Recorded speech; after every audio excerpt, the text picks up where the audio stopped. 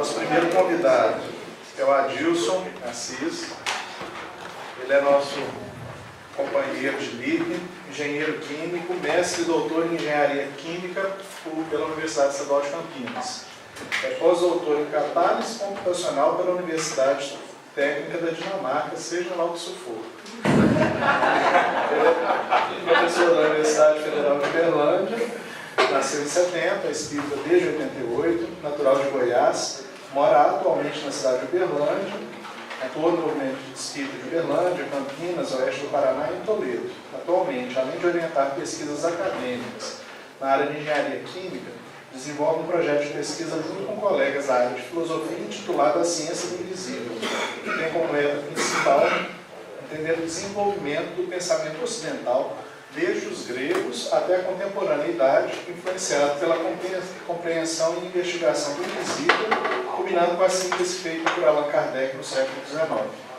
Bom, o Adilson vai falar para nós o seu trabalho intitulado Uma Leitura Espírita do Diálogo Ion, de Platão. Bom, então o nosso trabalho, como já anunciou o nosso colega Jader, se intitula Uma Leitura Espírita do Diálogo Ion, de Platão. Como vocês viram pela breve apresentação do nosso Jader, eu não sou da área de filosofia, eu estou aqui dividido nesse tema, então todas as perguntas difíceis, está o meu amigo Rubens aqui, que é da filosofia, eu vou reportar as perguntas aí, e ele vai me auxiliar aqui no processo de comunicação de encarnado para encarnado, que também é um tipo de mediunidade, né? A nossa apresentação, então, vai se constituir dos seguintes itens. Nós iremos fazer uma breve introdução ao tema, iremos explicitar a metodologia de trabalho que nós utilizamos, iremos falar rapidamente a respeito se Sócrates foi ou não um médium, e iremos, em seguida, entrar na parte mais específica do nosso trabalho, apresentando o diálogo Ion e os seus personagens, e o que é o que mais nos interessa aqui, de fazer paralelos entre trechos desse diálogo de Platão e Ion e o pensamento espírita, e fechando com algumas considerações finais. Introdução. Bom, o mote, a motivação de nós realizarmos esse trabalho foi que, ao lermos na introdução de O Evangelho segundo o Espiritismo, como já foi até citado aqui hoje, Kardec coloca Sócrates e Platão como precursores da ideia cristã e do Espiritismo. Então nós, pegando carona nessa ideia de Kardec, de que as grandes ideias jamais se rompem de súbito, do nada, que nós temos uma linha de continuidade, isso nos motivou então a ir um pouco mais fundo, porque, como o nosso colega Rubens já lembrou na sua apresentação, Kardec faz um resumo lá na introdução do Evangelho, do pensamento de Platão e também de Sócrates, indiretamente, através de Platão.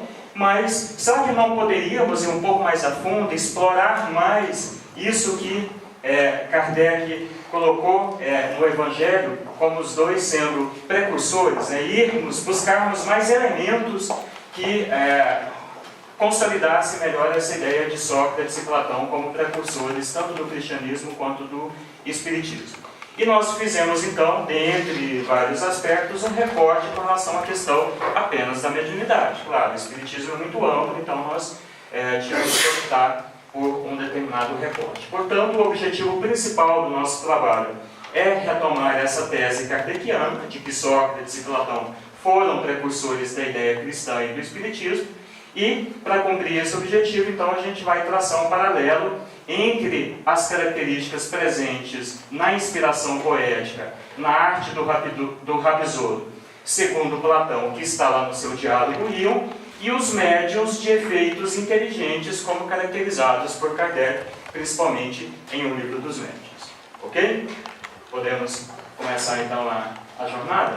Isso. Então, qual foi a nossa metodologia? Então, nós, utilizando de autores reconhecidos no meio acadêmico, principalmente da área de filosofia, tentamos mostrar inicialmente que a alma, para Sócrates e Platão, sobrevive ao corpo, que ela é individual, o Rubens já até abordou isso aqui. Em seguida, nós tentamos responder a pergunta se há elementos na religião praticada na Grécia Antiga, à época de Sócrates e Platão, que suportem a tese da crença nos gregos na existência dos espíritos. E terceiro, responder a pergunta se há elementos na religião praticada na Grécia Antiga, à época de Sócrates e de Platão, que suportem a tese na comunicabilidade dos espíritos.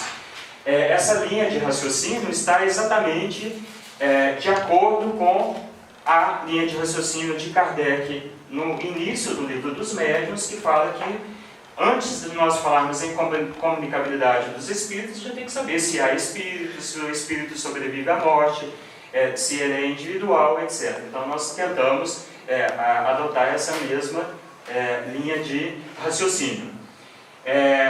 Nós, confesso a vocês, a gente não vai entrar aqui a fundo nisso, isso vai ser objeto da nossa próxima apresentação aqui. O meu colega Luiz Fernando vai entrar mais a fundo especificamente nesse tema, então eu vou passar muito rapidamente essa parte aqui e vou diretamente ao que nos interessa mais, que é o diálogo íntimo.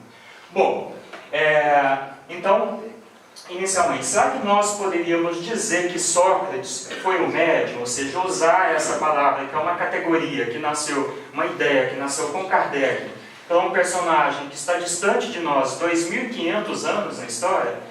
Será que não seria incorrer num erro acadêmico crasso nós enxergarmos coisas em Sócrates que não estariam nele?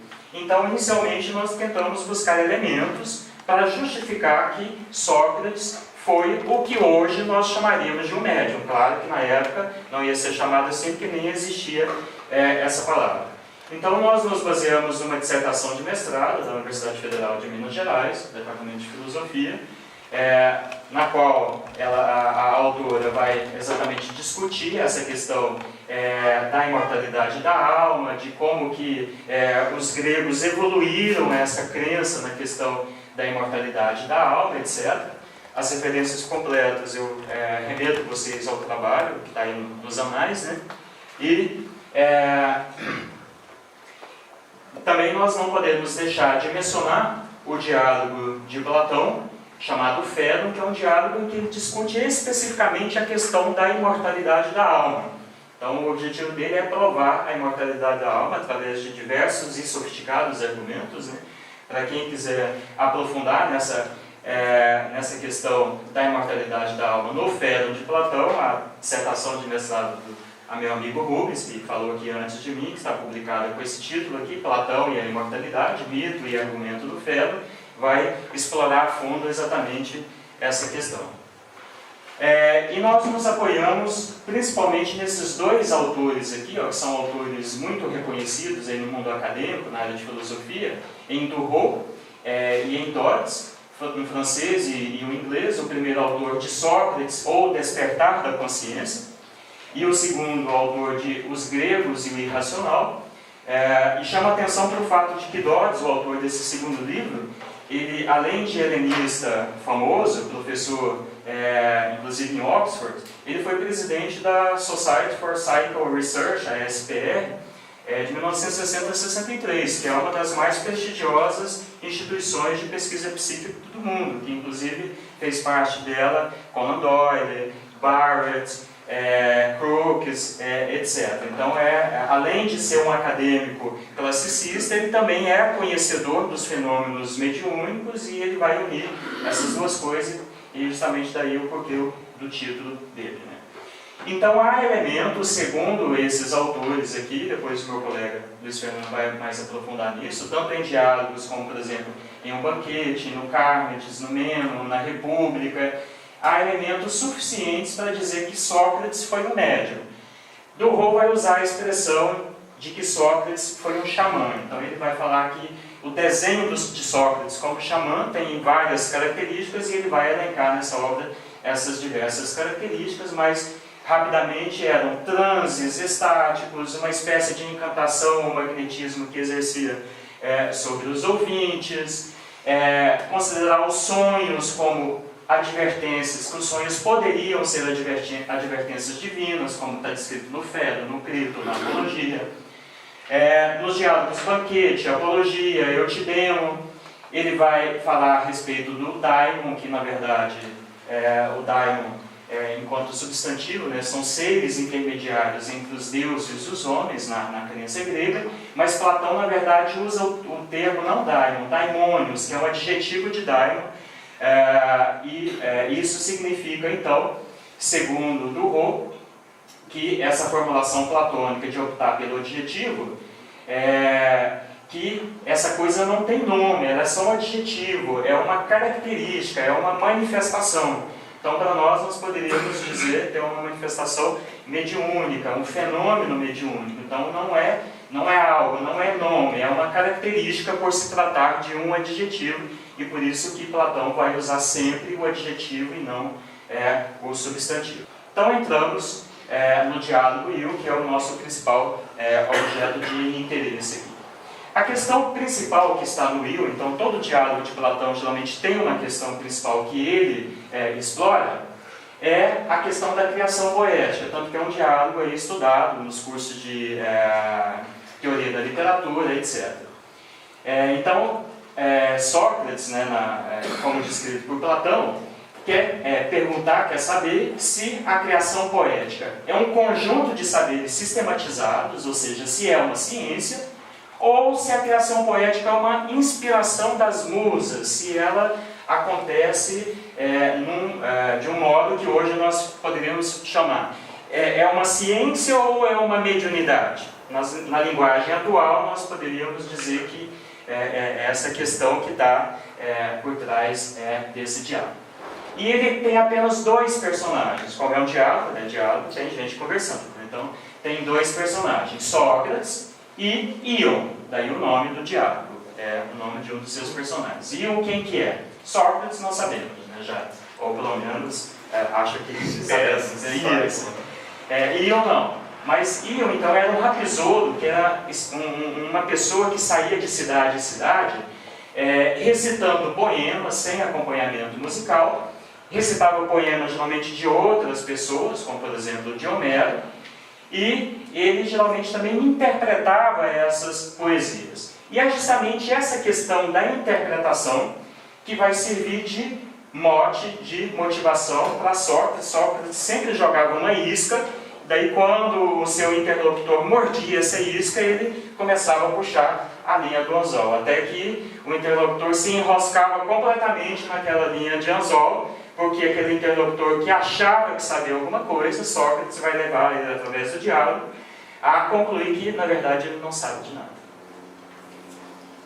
Então, a partir disso, iremos fazer alguns paralelos entre trechos do Ion de Platão e o pensamento espírita.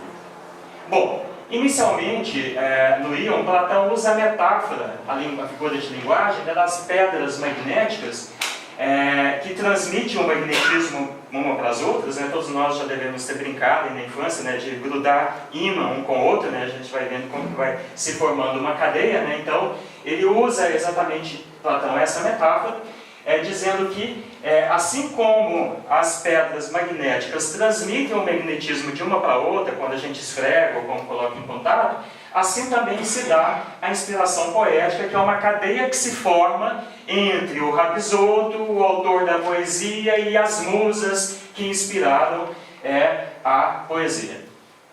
Então, ele vai dizer, no Ion, que esse dom que tu tens de falar sobre Homero não é uma arte, não é uma ciência, não é algo que possa ser aprendido e transmitido para outra pessoa, mas é uma força divina, é uma teia dinamis, uma força divina que te move, tal como a pedra magnética. Na verdade, essa pedra não só atrai os anéis de ferro, como também lhes comunica a sua força. Então, atrair os outros anéis, de tal modo que é possível ver uma longa cadeia de anéis de ferro ligados uns com os outros, e assim também se passa, pois a musa inspira ela própria, também a musa inspira ela própria, ela é a autora da inspiração, e através desses inspirados, que são os poetas, forma-se uma cadeia que vem para você, experimentando os outros, esse entusiasmo que nasce lá com as musas e vem através desse processo de transmissão em cadeia, vamos dizer, de cima para baixo. Né? É interessante, muito interessante no meu ponto de vista, que Platão tenha usado essa metáfora das pedras magnéticas, porque devemos lembrar que Allan Kardec, antes de ser um codificador do Espiritismo, foi profundo estudioso do magnetismo animal.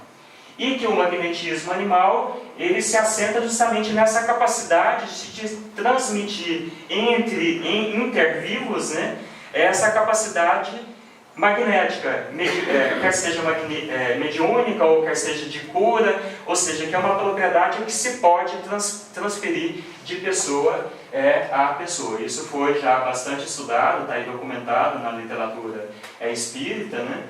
E desde o início Allan Kardec percebeu as íntimas relações existentes entre os fenômenos magnéticos, os fenômenos sonambúlicos, os de êxtase e as manifestações espíritas e mediúnicas. Então, é interessante que tanto Platão quanto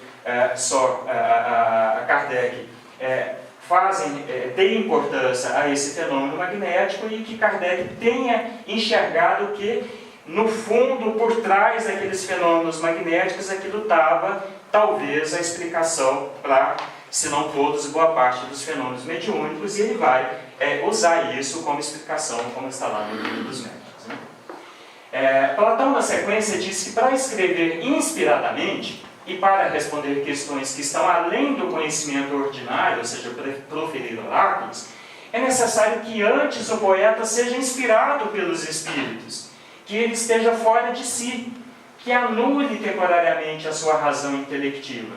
Isso está lá em Platão. E está aqui, transcrevi o diálogo, parte do diálogo do Rio. O poeta é uma coisa leve, alada, sagrada, e não pode criar antes de sentir a inspiração. Ou seja, não é uma arte, não é uma ciência que se aprende, é uma inspiração. Essa inspiração da divindade.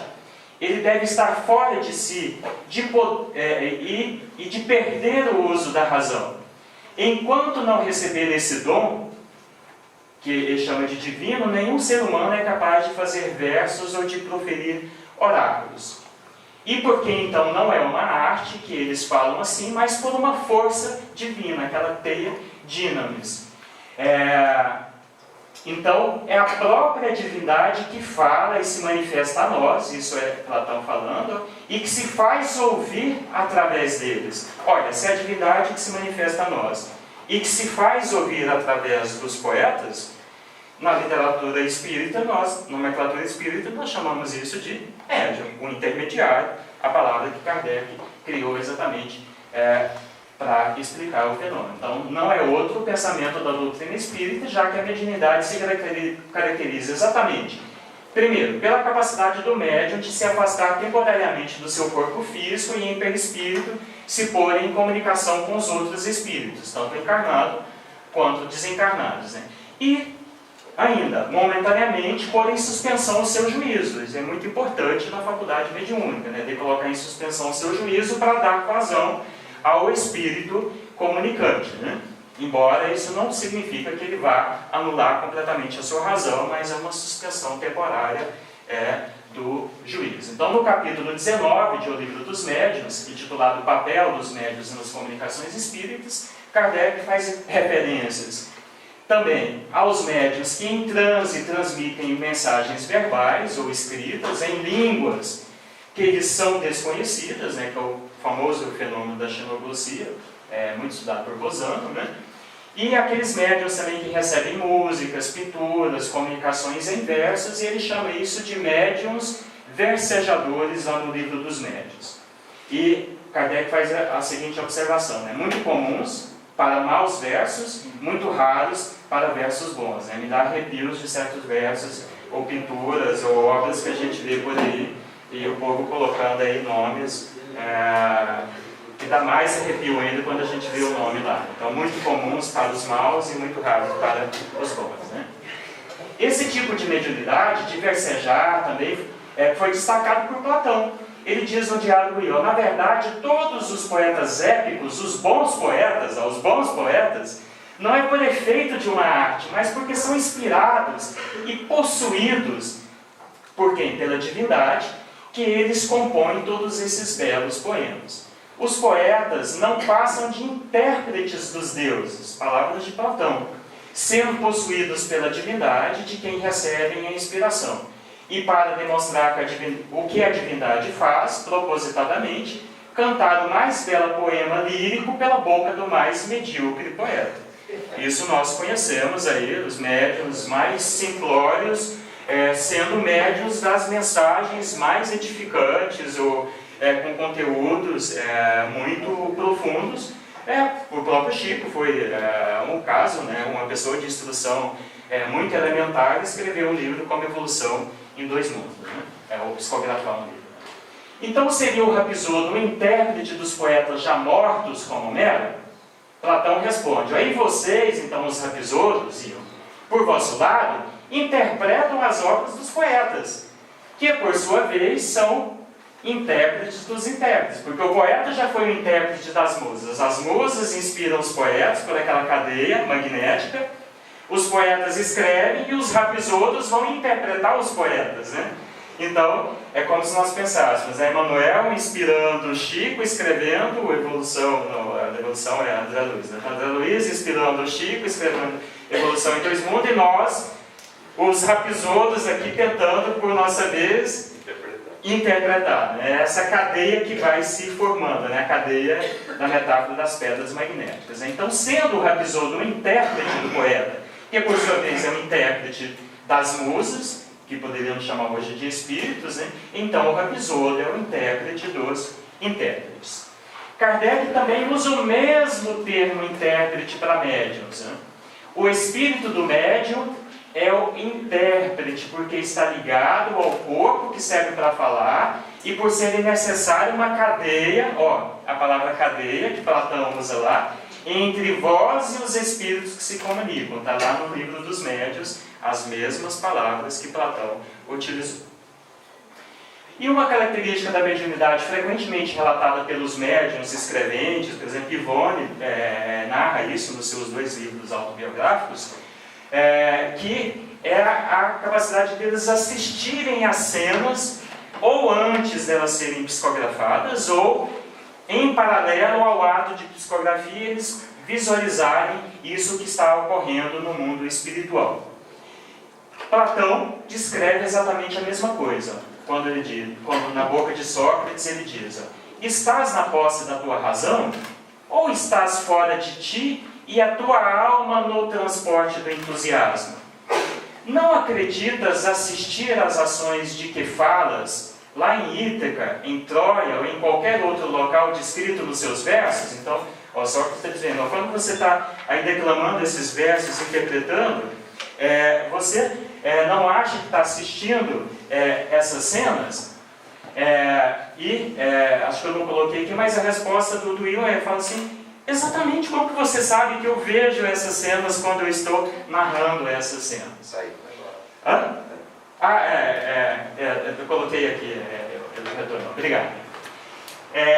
Da mesma forma que Kardec coloca no livro dos médiuns a respeito da velocidade que as informações chegam aos médiuns, o Kardec diz que às vezes essas mensagens chegam pausadamente, mas às vezes elas vêm numa velocidade imensa, vêm em catapultas, que o médium às vezes nem consegue transcrever na mesma velocidade. Platão, por sua vez, diz praticamente a mesma coisa, quando ele diz: a tua alma agita-se e as ideias chegam-te em catadupla, chegam aos borbotões, a uma alta velocidade. Então Sócrates fazia aceitar que as ciências, por exemplo, a medicina, a navegação, a arte da guerra, etc., são independentes uma das outras, e que o Rapsôdo, na verdade, não possui nenhuma delas. Por quê?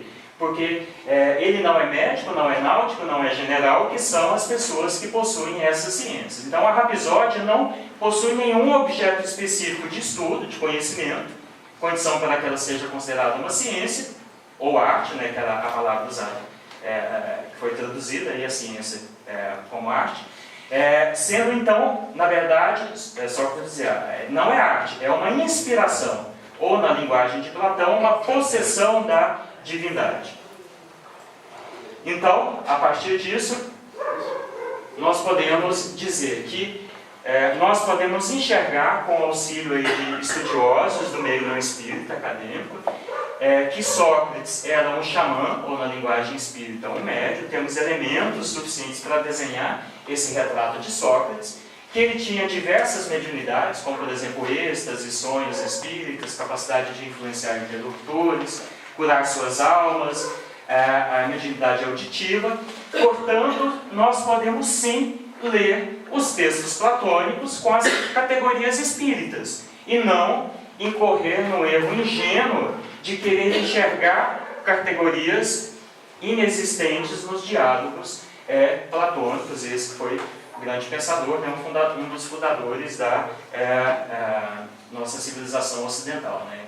E no diálogo Íon, Sócrates então leva Íon, portanto, o leitor a concluir que o Rapsodo ele magnetizava as multidões e discorria sobre Homero, sobre qualquer outro poeta, não por ter uma arte, um conhecimento específico, mas por estar sob a inspiração de uma divindade, o que o deixa fora de si e junto com os fatos que ele narra. E que o entusiasmo e a falta do conhecimento técnico é o que caracteriza o Rapsodo na linguagem kardeciana. O Rapsodo, na verdade, é um médium, já que nele estão presentes as características de possessão, de delírio e de passividade em relação ao comunicante. Então era isso que eu tinha para compartilhar com vocês. Obrigado. Está aqui o nosso e-mail de contato.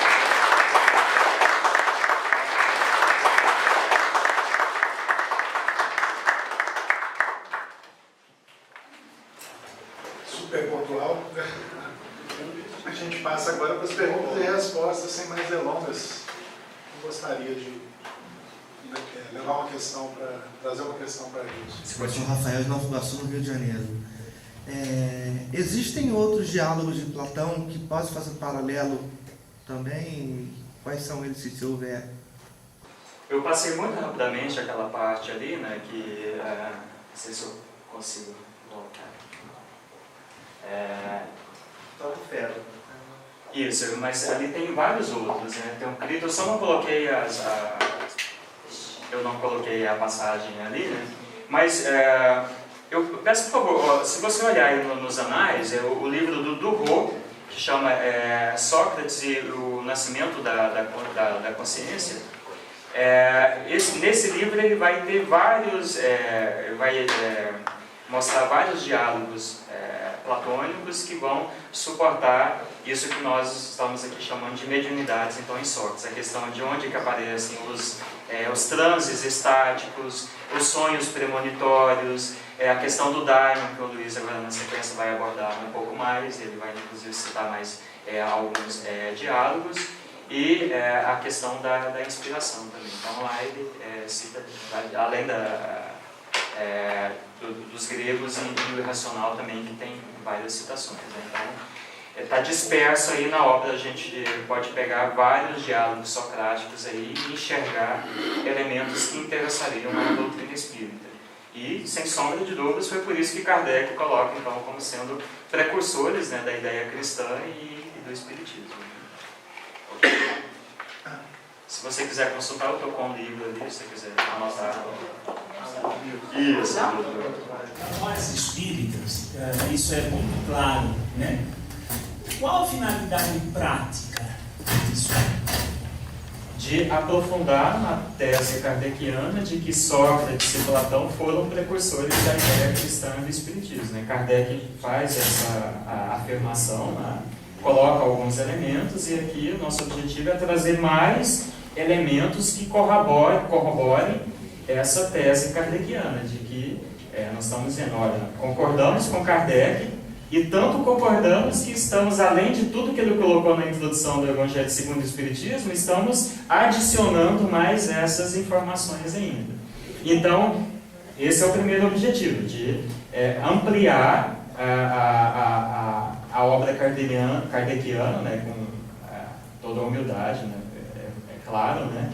Mas Kardec colocou várias coisas, mas não tinha pretensão de esgotar. E nem a nossa pretensão aqui também é esgotar, mas de ampliar aquilo que ele traz. Esse é o primeiro objetivo. O segundo que poderíamos colocar também, assim, que é muito claro, é mostrar essa linha de desenvolvimento do pensamento da humanidade, principalmente na nossa cultura ocidental, que é a que nos interessa mais, desde a antiguidade até a nossa contemporaneidade, mostrando que há sim um fluxo contínuo de ideias vindo em direção às nossas consciências, para ampliar as nossas consciências, que há um projeto, que há um telos, um projeto divino por trás disso. E quando nós trazemos um autor lá de 2.500 anos atrás, que já estava trazendo elementos, que depois Cristo vai ampliar, que depois Kardec vai ampliar, se a gente está enxergando claramente um plano da divindade de ampliação das consciências, das nossas consciências. Boa tarde, eu sou Marcelo do Florianópolis, da Associação Brasileira de Divulgadores do Espiritismo. Queria te parabenizar pelo esforço de comparar na prática a doutrina de Sócrates e Platão, porque não dá para dissociar um do outro, com o Espiritismo, e corroborando o que o companheiro falou a respeito da divisão do conhecimento entre os espíritas e os não espíritas, eu queria te fazer uma pergunta, talvez pontual. Na primeira, ou numa das primeiras lousas do teu trabalho, colocas uma afirmação que eu gostaria de entender qual foi o sentido dela. Tu escreves o seguinte: mediunidade como prova patente da existência e sobrevivência da alma. Qual é o acordo semântico do teu prova patente, e se essa prova patente tem condições de exorbitar o mundo da crença espírita? Daí eu estou me apoiando no que está em Kardec, no Livro dos Médiuns, porque Kardec, ao investigar os fenômenos mediúnicos, que ele foi assim meio de gaiato no início, a questão das mesas girantes, depois quando ele enxerga que por trás daqueles fenômenos mediúnicos existiam consciências, que essas consciências eram de espíritos desencarnados, que ele enxerga a questão da sobrevivência, ali que era a prova que aqueles fenômenos que agitaram o velho mundo era a prova da sobrevivência da alma, e que isso tinha todo um desdobramento ético-moral, que é o que ele tentou fazer, foi a obra da vida dele, de não parar na fenomenologia, como diversos pesquisadores pararam. A gente teve o Richer com a metapsíquica, depois a própria parapsicologia, que os pesquisadores ficam no fenômeno pelo fenômeno.